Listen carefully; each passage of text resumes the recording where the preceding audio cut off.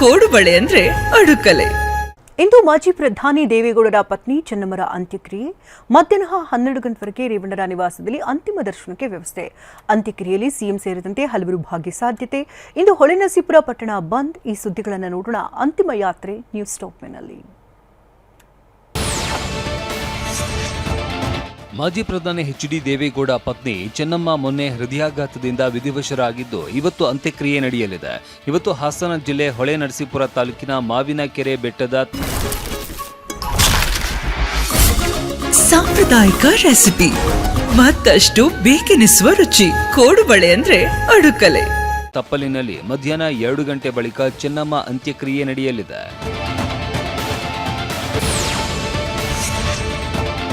ಮಧ್ಯಾಹ್ನ 12 ಗಂಟೆವರೆಗೆ ಚೆನ್ನಮ್ಮರ ಪಾರ್ಥಿವ ಶರೀರ ಅಂತಿಮ ದರ್ಶನಕ್ಕೆ ಅವಕಾಶ ನೀಡಲಿದ್ದಾರೆ. ಹಾಸನ ಜಿಲ್ಲೆ ಹೊಳೆನರಸೀಪುರದ ಎಚ್.ಡಿ. ರೇವಣ್ಣ ನಿವಾಸದಲ್ಲಿ ಅಂತಿಮ ದರ್ಶನಕ್ಕೆ ಅವಕಾಶ ನೀಡಲಿದ್ದಾರೆ. ಇವತ್ತು ಮಧ್ಯಾಹ್ನ 12 ಗಂಟೆಗೆ ನಿವಾಸದಿಂದ ಹರದನಹಳ್ಳಿ ಕಡೆಗೆ ಪಾರ್ಥಿವ ಶರೀರ ಶಿಫ್ಟ್ ಆಗಲಿದೆ.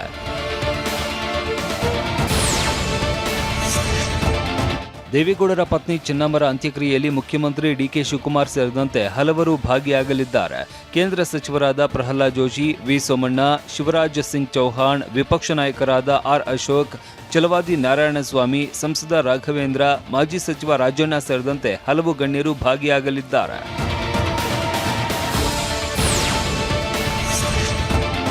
ತಡರಾತ್ರಿಯಾದರೂ ಚೆನ್ನಮ್ಮ ಅಂತಿಮ ದರ್ಶನ ಪಡೆಯಲು ಜನರು ಕಾತರದಿಂದ ಕಾಯ್ತಾ ಇದ್ರು. ಚನ್ನರಾಯಪಟ್ಟಣದಿಂದ ಹಾಸನ ಹಾಗೂ ಹೊಳೆನರಸೀಪುರಕ್ಕೆ ಪಾರ್ಥಿವ ಶರೀರ ರವಾನೆಯಾಯಿತು.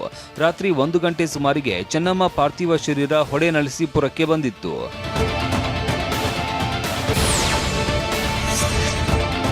ಇವತ್ತು ಮಾಜಿ ಪ್ರಧಾನಿ ಎಚ್.ಡಿ. ದೇವೇಗೌಡ ಪತ್ನಿ ಚೆನ್ನಮ್ಮರ ಅಂತ್ಯಕ್ರಿಯೆ ನಡೆಯಲಿದೆ. ಹೀಗಾಗಿ ಹಾಸನ ಜಿಲ್ಲೆಯ ಹೊಳೆನರಸೀಪುರ ಪಟ್ಟಣ ಬಂದ್ ಆಗಲಿದೆ. ಇವತ್ತು ಅಂಗಡಿ ಮುಂಗಟ್ಟುಗಳನ್ನು ಬಂದ್ ಮಾಡಲು ಹೊಳೆನರಸೀಪುರ ವರ್ತಕರ ಸಂಘ ನಿರ್ಧರಿಸಿದೆ. ಬೆಳಗ್ಗೆ 7 ಗಂಟೆಯಿಂದ ಮಧ್ಯಾಹ್ನ 1 ಗಂಟೆಯವರೆಗೂ ಹೋಟೆಲ್ ಸೇರಿದಂತೆ ಎಲ್ಲಾ ರೀತಿಯ ವ್ಯಾಪಾರ ವಹಿವಾಟು ಬಂದ್ ಆಗಲಿದೆ.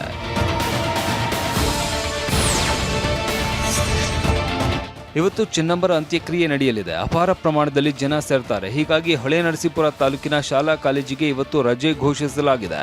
ಅಂಗನವಾಡಿ ಶಾಲಾ ಕಾಲೇಜುಗಳಿಗೆ ರಜೆ ಘೋಷಿಸಿ ಹಾಸನ ಜಿಲ್ಲಾಧಿಕಾರಿ ಲತಾ ಕುಮಾರಿ ಆದೇಶಿಸಿದ್ದಾರೆ.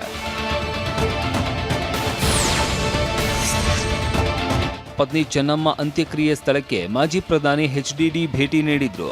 ಅಂತ್ಯಕ್ರಿಯೆ ಸಿದ್ಧತೆ ಪರಿಶೀಲಿಸಿ ಮಾಹಿತಿ ಪಡೆದ ಎಚ್.ಡಿ. ದೇವೇಗೌಡ ಕಾರಿನಲ್ಲೇ ಕುಳಿತು ವೀಕ್ಷಿಸಿದ್ರು. ಈ ವೇಳೆ ಎಚ್.ಡಿ. ರೇವಣ್ಣ, ವೈ.ಎಸ್.ವಿ. ದತ್ತ, ಸಿ.ಎನ್. ಮಂಜುನಾಥ್ ಉಪಸ್ಥಿತರಿದ್ದರು.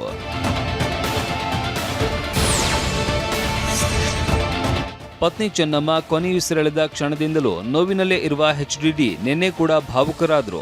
ಪತ್ನಿ ಶರೀರದ ಮೇಲೆ ಕೈ ಇಟ್ಟು ಕಣ್ಣೀರಿಟ್ರು. ಈ ವೇಳೆ ಪುತ್ರಿ ಶೈಲಜಾ ತಂದೆ ಅವರನ್ನ ಸಂತೈಸಿದ್ರು. ಬೆಳಗ್ಗೆ ಹೀಗೆ ದುಃಖಿತರಾಗಿದ್ದ ಎಚ್.ಡಿ. ಪತ್ನಿಯ ಅಂತಿಮ ಯಾತ್ರೆಗೂ ಮುನ್ನ ಕೂಡ ಕಣ್ಣೀರಾಕಿದ್ರು.